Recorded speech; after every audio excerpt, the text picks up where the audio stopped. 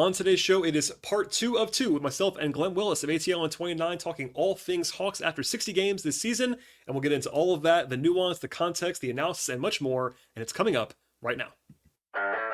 You are Locked On Hawks, your daily Atlanta Hawks podcast, part of the Locked On Podcast Network. Your team every day.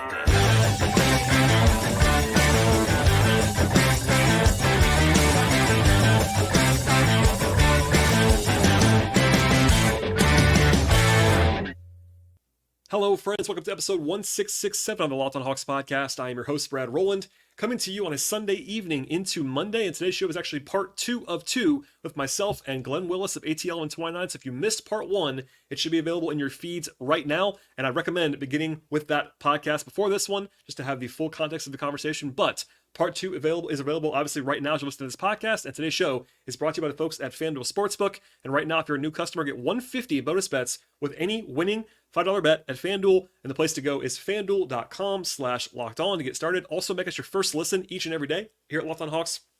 Subscribe to the podcast anywhere you get your podcasts, places like Apple, Spotify, YouTube, etc. And no more further delay on this podcast. If you missed part 1 again, listen to that one first. But much more to get to here with Glen Willis and myself, and here we go with part 2.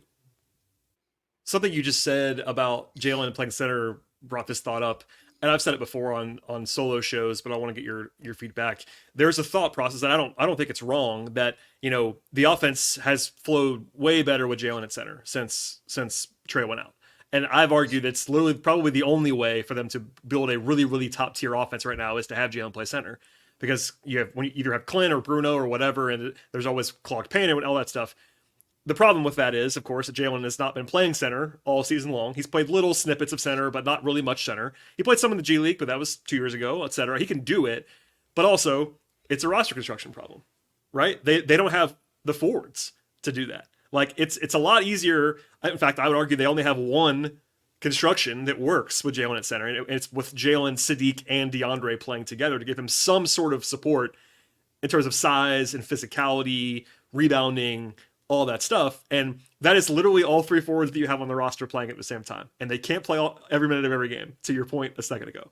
So that's limiting too. I'll just say this out loud. We're recording this podcast on March 3rd.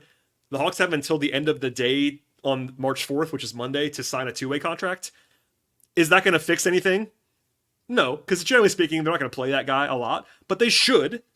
In my opinion, they should sign someone 6'7" or taller to a 2-way contract, just for depth purposes. Because right now, I've said it before, but if you get an ankle tweak to Bruno, or you get somebody sick one night, now you have 4 guys on your whole roster who are 6'7" or taller. And Wes Matthews can fake power forward. He's done it at times. But they don't want to play Wes Matthews a ton of minutes. He's 38 years old, whatever he is. So anyway, it's my daily mention that there's a roster issue in the front court. They're small. Quinn's not been bashful about pointing that out all year long. They're very small in the front court, and especially now, I get the impulse, and trust me, against Brooklyn especially, I was like, guys, this might be a good time to play Jalen at center because they weren't going to punish you at the rim on defense, but he can't play 43 minutes a game, and you don't have the guys to stand next to him on those alignments. So it's kind of a tough sledding right now, and I get it because like Capella's got limitations. So does Bruno. Everybody's, it's a roster challenge. It really is.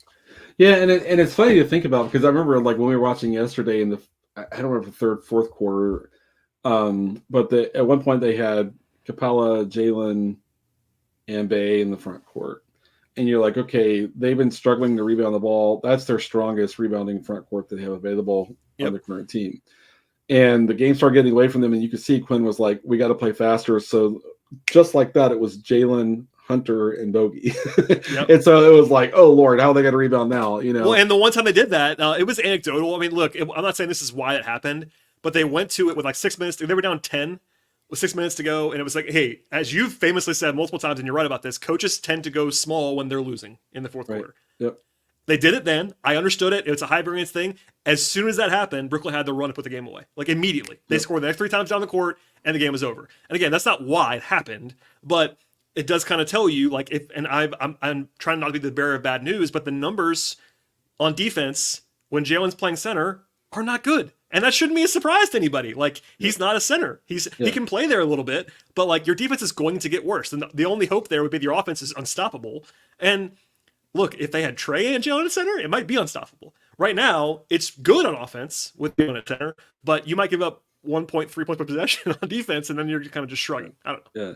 Yeah, and I mean, and Bruno has things to contribute on offense. He runs hard. Yeah, he's really active on the offensive glass, and he's really good in DHO. He's good at using like a pitch ahead instead of waiting till all the way to the point of the actual DHO to give him time to kind of find the screen angle. So I mean, I don't want to go to it, but Bruno still has a bad issue of fouling on defense.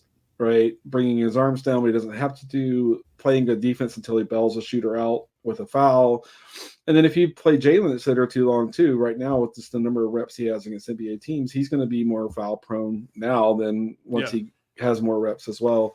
So you're just kind of backing into a number of issues, even though you see some, opportunity to maybe play faster, create more possessions, the rest of the game and stuff like that. It's a mixed bag, in that sense. Yeah. I just realized they play the Knicks as we're talking is the next game. The Knicks play a traditional center almost all the time. Yeah. Like, that's just one opponent they have coming up, but like a lot of these teams they've seen some smaller teams. Utah's pretty big in the front court when they play Walker Kessler or whatever, but they also play Collins at center sometimes, who's not a very big center. Brooklyn has Nick Claxton, but he's not some massive physical force. He's one of the smaller as far as like physical presence guys. But the Knicks are playing a center, a real center most of the time. New Orleans is big a lot of the time. They see them next week, et cetera, et cetera. There's some matchups where like it's harder to play Jalen at center, like just against the opponent. Like when you see Denver or whatever, like they're going on the West Coast trip pretty soon. Trying to play Jalen at center against the Lakers is not going to work. Like you can't really do that with LeBron and AD getting downhill at you. Like you have to have a center on the court. And look, you and I are known to defend Capella, and even you and I have pointed out that like the current version of Capella is not particularly effective. He's been getting better every game. He's looking better. When he first came back, it's bad when you and I are like, Clint looks awful. Clint looks awful. Everybody he looks awful. And he did. And hopefully they're hoping and they're banking on him being a little bit better every game. And that's a reasonable thought because at the same time, people acting like that was the version of Clint that was 3 months ago. That's just not a thing. He's not the guy that he used to be. But I mean, to an extent, people see what they want to see. Of course, and there's confirmation bias, and but he was really bad in those games. Yeah, he looked awful. I mean, on 18-29, I talked about the fact like I wish he didn't have to play. It's like agreed. I view him as being one of the best teammates in the league that will step into a situation where he's not going to look good and he'll just give you whatever he has. And I understand that some fans are going to just kind of connect the dots on some of the times earlier this season when he wasn't at his best and think it's all the same thing. And if we want to kind of zoom out and talk about the limitations he has, that there's a real conversation to have around that in terms of where they're trying to go with the offense. There's a real, so I don't want to shut down that conversation at all. Oh, not at all. And I think that they just don't have Okongwu right now. If Okongwu was around, and look, I think I might have said to you offline, I said it to Tyler on this podcast, I actually thought for the first time ever, the entire time that they've had Capella and Okongwu, I thought they were probably going to stay with Okongwu as the starter. Same. And you know me, I don't care about starting lineups as much as everybody else does. Right. But I know that would have been a big change. With the way Okongwu was playing, Clint had just been out, they've been winning games. And then you have the combination of two awful losses before the break and Okongwu getting hurt in the last one. But I really did think that coming out of the break, they were going to, you know what, Clint? Thank you.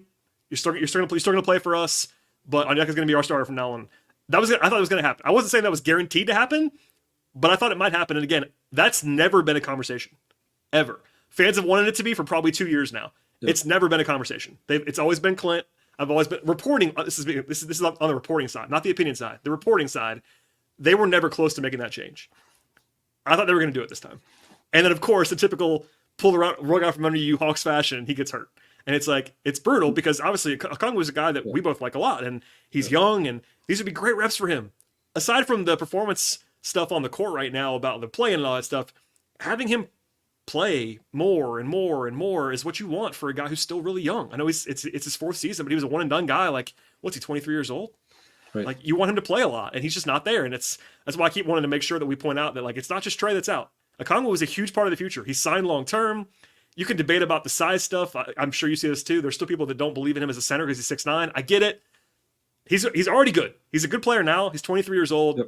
and it sucks to not have him out there. This show is brought to us by our sponsor, BetterHelp. Sometimes we actually need the opportunity to get something off of our chest. Big or small, certain things can actually start to get to you, and it's important to let this stuff out, especially someone who happens to be unbiased on your life. So today I want to tell you about how I feel about something, and for maybe just a few of you in a similar space, you might happen to understand what I'm feeling, and that's that I have some unease about the next steps in the media space right now. I'm not talking about what's reported about the Hawks necessarily, whether there's actually going to be jobs available in the spaces that I work in, whether work that I do in different ways will actually be able to continue the way that it is now. Of course, not just the most intense or life-altering topic in the world, but therapy could also be different for each and every person. Most of us, including myself, have much bigger problems than stuff involving sports or media, but it is quite important to get stuff off your chest every once in a while. And if you're thinking of starting therapy, give BetterHelp a try right now. It's entirely online. It's designed to be flexible and suited to your schedule as well. And the place to do that is BetterHelp.com/LockedOnNBA. Get 10% off your first month of BetterHelp. That's BetterHelp.com/LockedOnNBA. One more time, the place to go is BetterHelp. That's BetterHelp.com/LockedOnNBA.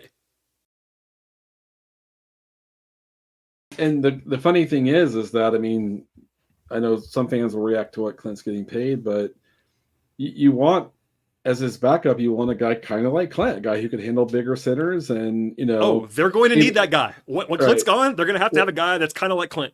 Yeah, like who is that guy kind of coming up in the league? I don't know who the next kind of wave of that is or anything, but that's you need some of that, right? I mean, even teams like JaVale McGee bounces around, but if you go look at the teams he's played on the last 5 years, they've been pretty good teams for the most part, and his size and his veteranship is important. Now someone might say, yeah, but he's often on the league minimum. Fair. Very fair point, right? Sure. Don't know if you want to be spending $20 million on the guy who's going to back up Onyeka. You don't.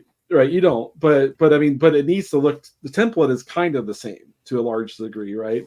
And I know fans are like, well, if he could shoot a little, sure. But that's not a guy who's gonna be on a minimum salary. Well, I was gonna say, if you can find the guy who's Clint who can shoot, that guy's the starter. Like, it's not like So it's no, you're right. I think that's one we could have this summer. But I do think that when Clint does leave, and I think it probably is going to be this. I'm not saying definitely. I've seen some definitely out there. I wouldn't go that far. Probably going to be this summer.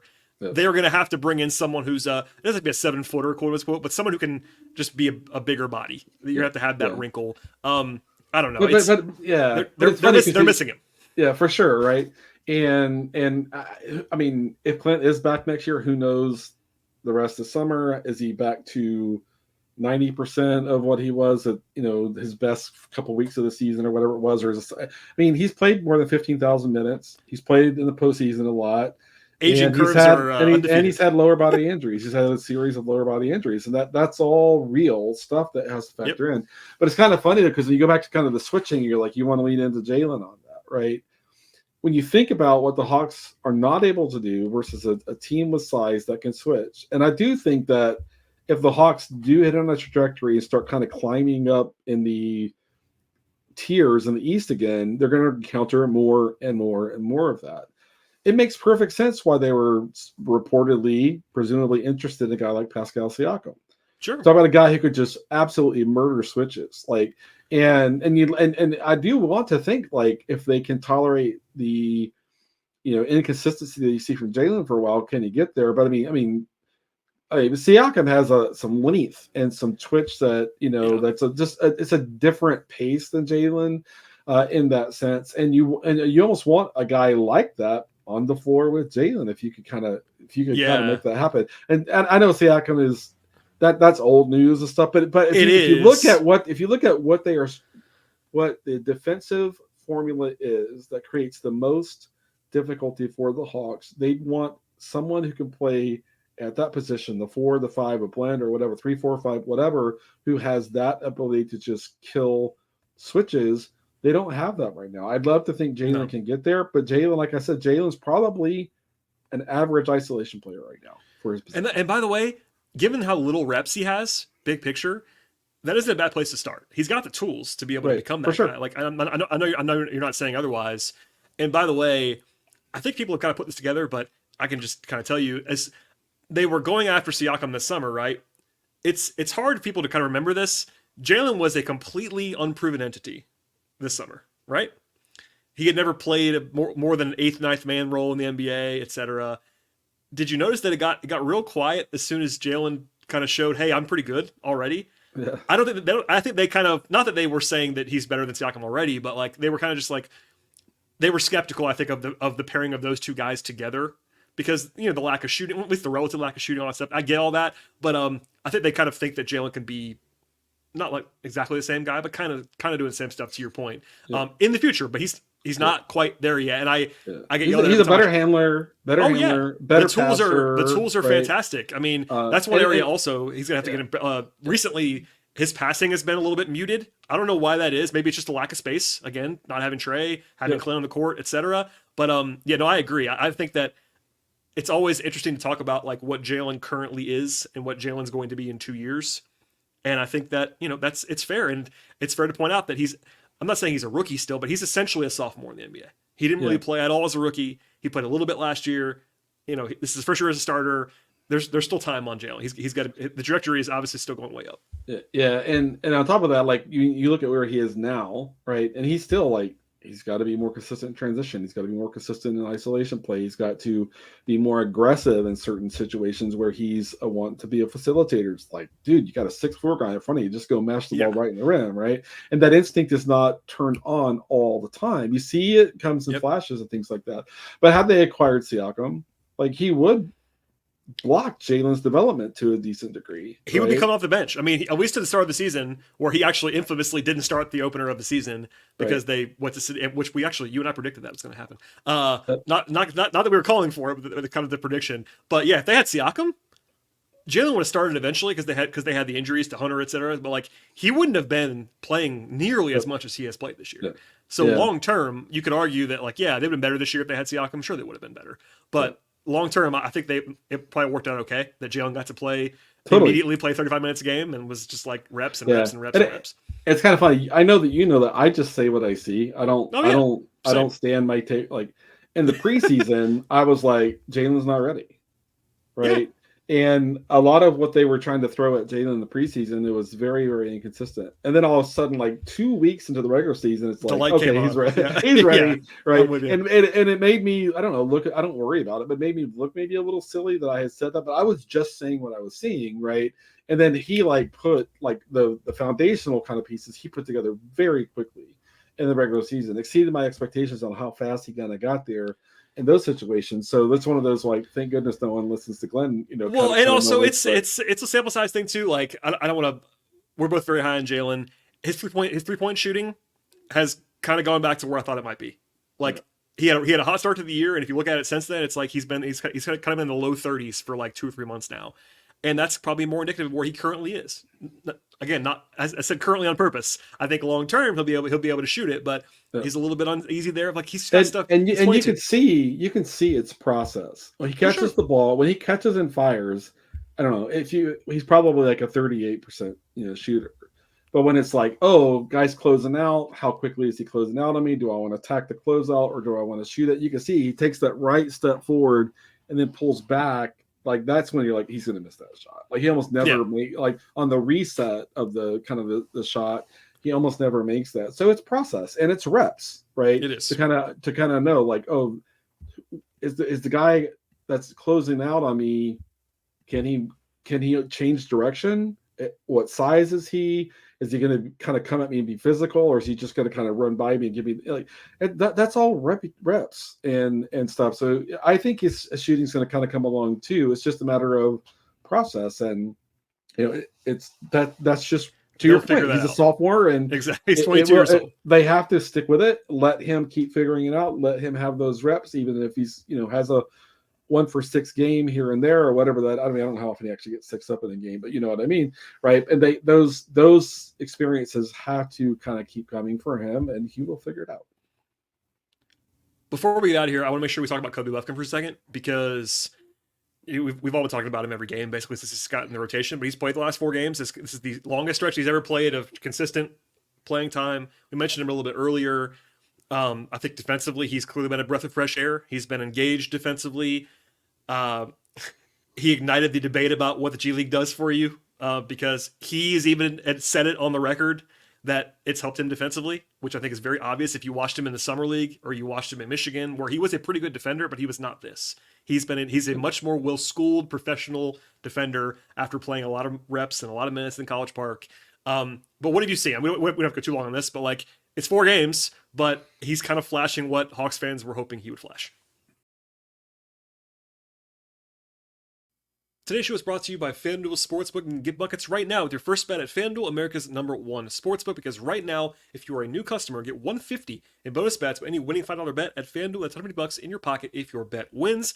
Bet on all of your favorite NBA players and teams with quick bets, live same-game parlays, exclusive props, and much more. The FanDuel Sportsbook app is also super easy to use. They have everything you're looking for across the sports betting space, from over-unders to money blinds, player props, future bets, and much more. The app is safe, it's secure, and they cover the entire range of sports as well. They have the WNBA, the NBA, college basketball, NFL, college football, golf, MLB, tennis, soccer, auto racing, horse racing, boxing, MMA, and much more.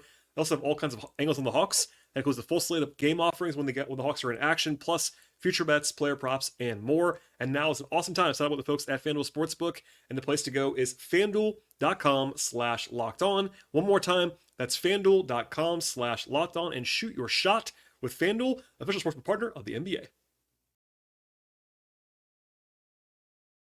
Yeah, I mean, even with him, it's kind of a little bit of a mixed bag these 4 games too, for right? sure. So, I mean, like I said on Twitter at one point, he has a chance to be a defensive culture setter, right, for the Hawks, and you already see him doing things that in a vacuum a coach would beg his guards to do, like coming in, be physical, rotating kind of to the front of the rim, being there early, being on time, working hard to close out if he's getting, just a lot of those little things. The communication, just all the nuance of kind of noticing where he is placed in defensive formation, knowing if he's in a good spot or a bad spot, addressing it if he's in a bad spot, getting a bigger defender. There's this. He's so cerebral. His processing is so advanced for a guy who has, kind of his what experience he has. And I will say, like, we talk about like the G League is either good or bad in a vacuum. The Hawks have a great coaching situation in College Park this year. Right. Yep. And that coach is like Ryan Schmidt's going to get snapped. He's going to get snatched up, like, unless the Hawks can kind of, make whatever they want to do. Yeah. I think he''s too good. He'll be on an NBA bench, not necessarily as a head coach, but he'll be on an NBA bench. He's going places. He's going places. And Quinn talks about him in that way too. Like, obviously coaches are going to be complimentary of their own staff, and Quinn is part of the hiring process that brought in Ryan Schmidt, but he is effusive about Ryan Schmidt. And I think that Quinn, you might think it's spin, and maybe a little bit of it is spin, because there's always a little bit of that, but Quinn actually fully believes in the G League. He used to coach in the G League. He is a believer in what it can do in certain situations. And if you watch, I'm not saying you have to watch, for all fans have to watch a ton of College Park. They play defense in College Park, man. They are the best defensive team in the G League. Like, you watch them play, and they're coached at a high level. They're coached like, well. You know that for sure, right? And so it's gonna be interesting to see like how the Hawks handle it, because it would be a huge loss. Like if they, if he were to kind of get a really great opportunity, and you always wish for guys to get opportunities and stuff like that. I'm not really against that. But going back to Kobe, it's like the mixed bag is like, Kevin Ollie was like, hey, Dennis Smith Jr., you're gonna be on the court with Kobe, and his ball pressure is so advanced, and he's so physical, and Kobe had a hard time kind of functioning offensively with all of that. In fact, sometimes he was giving the ball up and letting, they're playing through someone else, playing through Boogie or playing through Jalen or whoever it was. And so, but again, we talk about Jalen has to have the experiences, the exposure, the reps, etc. Kobe needs to encounter that in a guy like Dennis Smith Jr. And to know that's going to be there a lot. And what do I do? Right. Like Trae, learned, I don't know, year 2 or 3, whenever, a guy who's being that aggressive against me, I'm going to go get at least one foul, even if I'm, totally creating the contact on my own and being artistic about how I do it. I mean, Kobe doesn't have that kind of in his mindset right now because of experience, right? And there are things you can do as an offensive player to kind of deal with that. Another thing Trae will do is Trae will dribble the ball up in the backcourt, stop one step short of the half-court line, and kind of see what the other defenders are doing. But again, Trae's in year 6, right? And Kobe will And learn Trae's a savant too. right. And Kobe Yeah. will learn to use space, right? In that way. And it's such a luxury to have him with Trae, because I think Trae can demonstrate so much of what, a guard wants to do in that way. But with Kobe too, like, his rotations on defense, his transition defense, he's so often the first defender back, and he's the one organizing everyone else getting back in transition defense. So there's so much advanced stuff there, but it's still going to be kind of up and down in a sense. And while he's learning to deal with bigger guys, dealing with more ball pressure, dealing with the team that's switching versus the pick and roll, he doesn't have the space because of the switch, and doesn't necessarily have a lot of reps with the kinds of techniques you lean into when they're switching. And so, but again, like, I'm with you, play him 25 minutes a game, throw him out there, let him learn. I mean, the stakes, like, we've said in other places, the stakes are getting lower and lower every week, to a sense. And that's a chance to lean into all this. Yeah, no, you're right. And I think that, especially here, because Trae was relatively good right away. It took him a couple months his rookie year, but he was a better than average rookie point guard. Most rookie guards are really bad on offense, really bad, and not just like run really bad, actively harmful on offense, because they're put in situations that they're not capable of handling. I think you pointed out, like, obviously Dennis Smith Jr. is one of the best perimeter defenders in the entire league. He's excellent at that. So that's a uniquely tough spot for Kobe. But yeah, if you just said, hey Kobe, be the every down point guard for the Hawks right now for 30 minutes a game, he wouldn't be good. That's objectively fine. And I'm super high on Kobe. You are too. Yep. But he's a 20-year-old rookie who has barely played in the NBA. He isn't going to be capable of being a super high-level offensive player at this moment in time. But what he's, I think, admitted to saying, and like I think you see on the play, is that they've instilled in him, and he's done a good job buying in, that, like, I got to defend all the time to make sure that I can get on the court and stay on the court. And then the offensive stuff is going to come. You see the flashes, like he's getting better as an operator. Summer League, you saw flashes. You pointed out, we talked on this podcast, he got better and better as the week went along. He's a guy that consistently seems to get better and better, and he files things away. He's a smart player. He sees one thing, and he'll fix it the next time down. Like, that's all stuff that you want to see. It's just that I would just encourage people not to, like, panic if he has a 1 for 10 shooting game. Like, it's going to happen. Offensively, he's a work in progress. Defensively, he's way ahead of where rookie guards really ever are. So that's a great spot to be at. I just think that, especially for a guy who's not playing a ton, but again, not to the Julie thing again, it's been so helpful for him to play 35 minutes a game of point guard in College Park. Because even at Michigan, he was not the point guard until like the last 10 games of his sophomore season. Like, he just wasn't that guy every down. So, like, reps, I mean, Jalen reps, even more so for Kobe. He just needs to run offense at the NBA level. Because College Park is really helpful for that. And the NBA, it's still a different game. It just is. Yeah, and I think a lot of people who understandably don't watch a lot of G League, there's a lot of experienced players in that league. A lot of experienced defenders. It's gotten a lot better league. in general. A lot better, right? And with Jalen, like in the pick and roll, he sees everything. When it's your kind of common pick and roll defense, drop or a blitz or whatever. But NBA, like veteran NBA defenders are tricky. They will like, oh, this is a rookie point guard. I'm going to make him think he has all this space and then take the space away from him as soon as he tries to concede. Like, there's just all the little tricks, and you don't learn how to navigate all those little tricks that these guys throw at you until you encounter them, and then go back and look at the tape. Like, oh, I thought I had all this space, and I really didn't have as much space as I thought. Whatever it might be. So, it's kind of funny because if me, I'm very optimistic, and I look for the positive, right? Watch Kobe play, and then go look for, if you haven't seen yet, Steve Clifford's comments about guys who get drafted in the middle of the first round and should just think they should automatically play, and organizations automatically play them because of where they're drafted and such. And Clifford is a truth teller, like all the way through. I love that about him. For better or worse, he will just tell you what's going on. But go look at the draft record of, like, I don't mean to pick on Charlotte, but like Book Knight, and we can go on and on and on, right? Yeah. And Kobe is drafted. He's a rookie drafted basically right in the middle of the first round, right? And you see no entitlement. You see hard work. You see a guy who's clearly putting in the work. A guy who's out there trying to lean into the habits and principles that are asked of him. And not every player who's getting drafted in the middle or the top half of the first round are always bringing that, and I think if you've seen just it's only been a couple games now of Moge, and we saw it in summer league. Like, he played so hard every game in Vegas in summer league, right? You're seeing that too. And so I know Hawks fans want to be like frustrated with, oh, it looks like they don't, you'll hear lots of things. They don't play defense when Trae plays.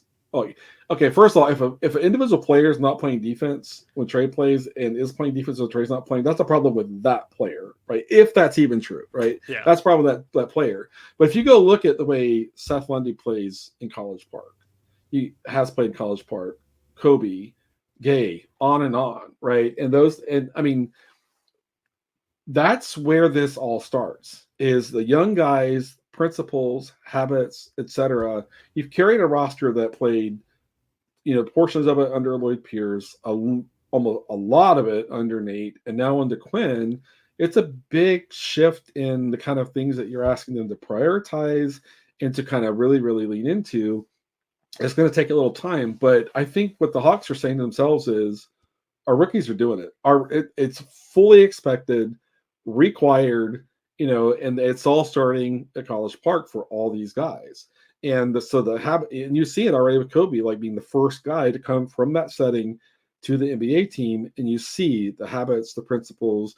Again, he needs more experience, he needs more reps, but the basic kind of things you're trying to instill up and down your franchise and your organization, that's where it's being baked in right now. And that's encouraging. Like, will it sustain to where, like, a year from now, say middle of next season, like, oh, everybody's doing it now, right? That's a thing that NBA veteran players are kind of funny, in terms of it. We can only wait and find out. I'm not going to predict it one way or the other, but it's not for lack of Quinn and his staff, including Ryan Schmidt, enforcing the things that they're trying to really make integral to what this team is going to be about going forward. You watch those rookies and it's all there, right? Yep. And now it's a matter of, can you kind of get the big league roster, so to speak, kind of really pushed into that too. Yep, and then of course you have to have the talent. I mean, it's the NBA level. It's also, you have to have it all. It's not just as much as every coach, and you're right to preach those habits and things you have to build, and then you also have to have the talent. As it makes it so difficult to kind of piece together is that you have to have both. Like, to be a great team, you have to have the talent, you have to have the size and the skill sets, and all that stuff's going to mesh together. And they have some challenges, and I think that we all know the roster is going to look a little bit different, I would imagine, moving forward. I think that after they ran it back after year one of Quinn, that is not going to happen. I will predict that right now. March 3rd, I'm predicting they will not run it back next year, Glenn. Not going to happen. You know what? Before we get out of here, briefly, I threatened to talk about the rest of the season. We'll do that a little bit now for a few minutes. They had this interesting stretch that you mentioned earlier. The next 4 games are not like impossible games, but they're all against good defenses. In fact, they're all, like you said, top 11 or 12 in the league. At New York on Tuesday, then a tough back-to-back. They play Wednesday at home against Cleveland, so they have to go from New York back home for that game. Tough one there. Then at Memphis. Memphis is not very good, but they do play defense. Speaking of Wall School defenses, Taylor Jenkins, former Hawks assistant, they do a great job there. Yep. And then New Orleans next Sunday. So that's not an easy stretch. And then, by the way, after that, their prize is a 5-game West Coast trip. Granted, they play Portland in the first game of that trip, which is a pretty easy game on paper. But you know this, Glenn, as someone who lives out that way. NBA teams, everyone will tell you that they hate West Coast trips because they're really hard. Just on your body, players, coaches, broadcasters, they'll all tell you how brutal those trips are. It doesn't matter who you're playing against. And aside from the Portland game, they also have 4 pretty tough games. Like, at Utah is a place that's not easy to play at. Then they play the Lakers and the Clippers back-to-back nights in LA. Then they go to Phoenix. No easy ones there. So I say all that. They're currently 2 games ahead of Brooklyn after the 2 losses. They lost the tiebreaker in that stretch too, so it's really a 1-game lead on Brooklyn. We just talked about how future facing is more important, and I still maintain that. But what do you make of this play-in pursuit? Because we do agree they're trying to make the play-in, and it's not exactly like they're. Man, if they had won the 2 games in Brooklyn, it would have been over. It felt like, and they lost, and they lost to both instead. So, sure. Yeah, I mean, it is. I mean, when you watch the work Quinn is doing, like in the middle of the game, he is coaching them so hard and really trying to kind of get them to where he wants them, right? and they need a different kind of coaching with Trae out, right? That he has to be more active and more vocal and kind of providing that guidance, to that extent with Trae out. It's a tough schedule, right? And you go look at who they're competing with to kind of try to land 9th, 10th, and it's like Chicago is this funny team that, in a way, is better with some playing without some of the guys who are out. I mean, they're a good defensive team, like when it's not DeRozan plus Levine plus, it's just kind of funny. Like the season, Kobe White has had has been enabled. So Chicago is a weird team in that they're more competitive in the short term in kind of their current form. And then Brooklyn, I think, like, I mean, I don't know if anyone else could hear it, but Kevin Ollie was like coaching his team like every second of both of those, like nonstop. His voice he's a new coach. He's a new coach. He just trying got to there. show, and it was like that's all I heard. Like the whole game I was watching was all I heard was his voice, and he's clearly like pushing those guys. And every time the Hawks would make a push, he called a timeout and challenge his team, and his team would respond to the challenge. And so it's funny. I said, like, the last time, Kevin and Tyler and I recorded, I said, they're probably going to finish 9th or 10th. That feels a little less sure to me right now. Yeah. I mean, without Trae for most of the season, if not all, we don't know, but at least most of the season, people I think are probably a little bit too optimistic on Okongwu based on his reevaluation timeline. I think it might be a little while longer than people think on that as well. That's just my guess / informed read right now. And then you factor in, like, you don't want to put too much on these two Brooklyn games, but they were the two most impactful games for the play-in race all year long. It was head-to-head against the team that's chasing you.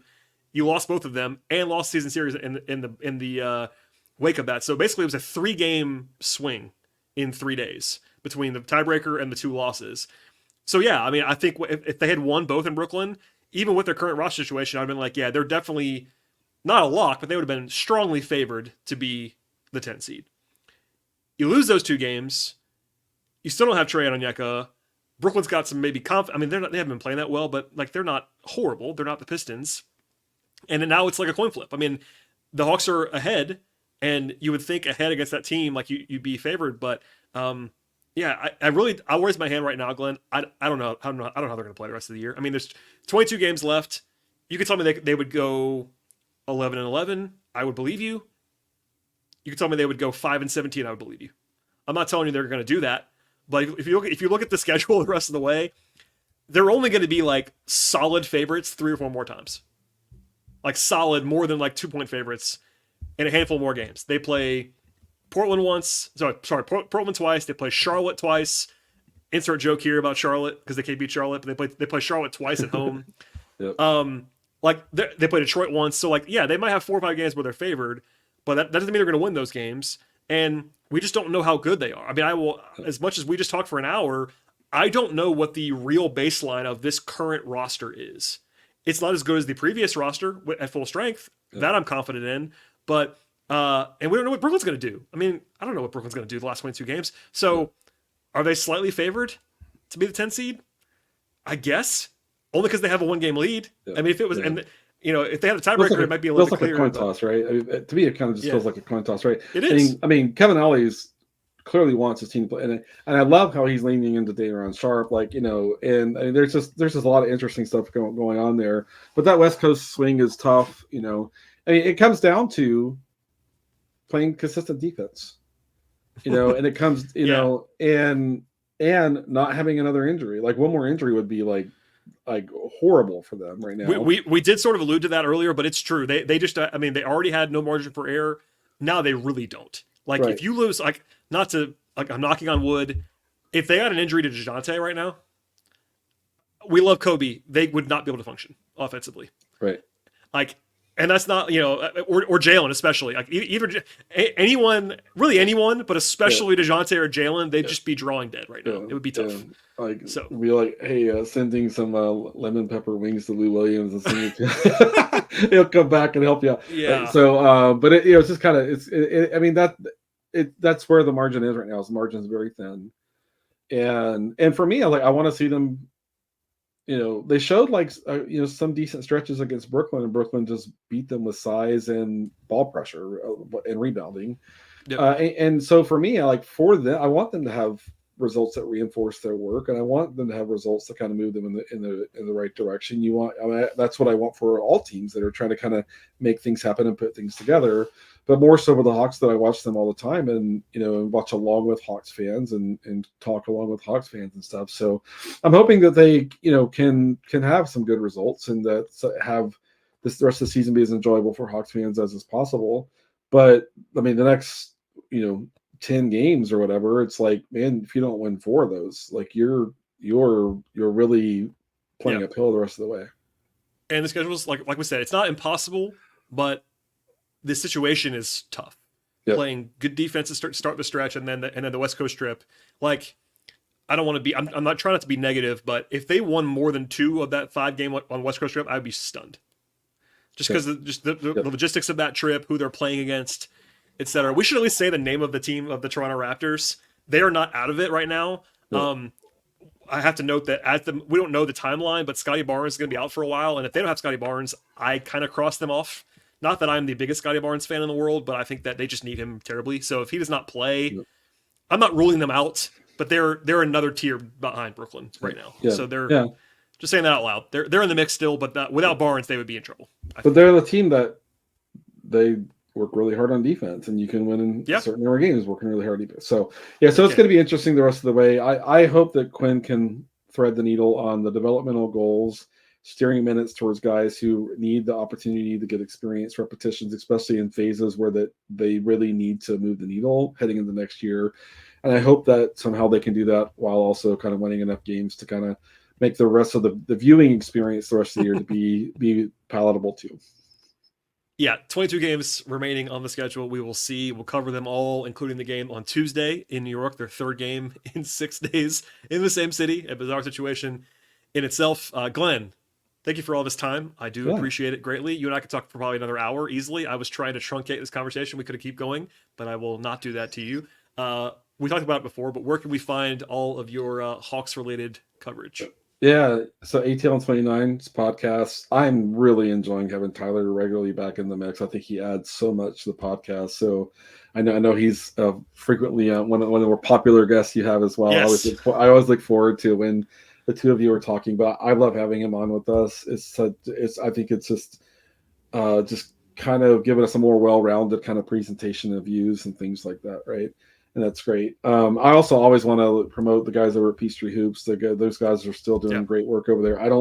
My day job situation doesn't really allow me to do so anymore, but I still support those guys, and I'm just so proud of what Wes and that crew are doing. So please support those guys over there. And then on Twitter, at Willis_Glenn, I'm going to try heading into next season, a little tease, to move more content onto Instagram's next season. So when I'm breaking down plays and stuff like that, I might take a longer clip of like 3 or 4 plays. So for the 2024-25 season, going to try to be a little bit more diverse in the platforms I'm kind of presenting there. So, but I'll start promoting that on Twitter if Elon will let me do so without getting kicked off Twitter. We'll see what the rules are at that point in time. But yeah, but Twitter is kind of where all my commentary and analysis is right now outside of the podcast. Yeah, I should probably do more. I try whenever I remember to share some stuff on Blue Sky and Threads and things, but I'm not good at social media. It's so hard.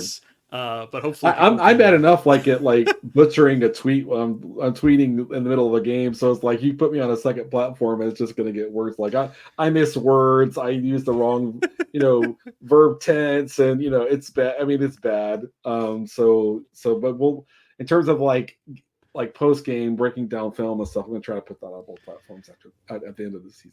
Well, I recommend folks find Glenn wherever he happens to be. When that kicks off, I will have you on. We'll promote the heck out of it on this podcast. Thank you, my friend, for doing this. Yep. As for everybody else, please subscribe to this podcast, Locked on Hawks, anywhere you get your podcasts, as well as ATL and 29 on those same podcast platforms. We'll probably not have a podcast until after the game on Tuesday, considering this is going to be a 2-parter with Glenn and I. So stay tuned for all of that. But we'll see you at the very least after the game on Tuesday, and we'll see you all next time.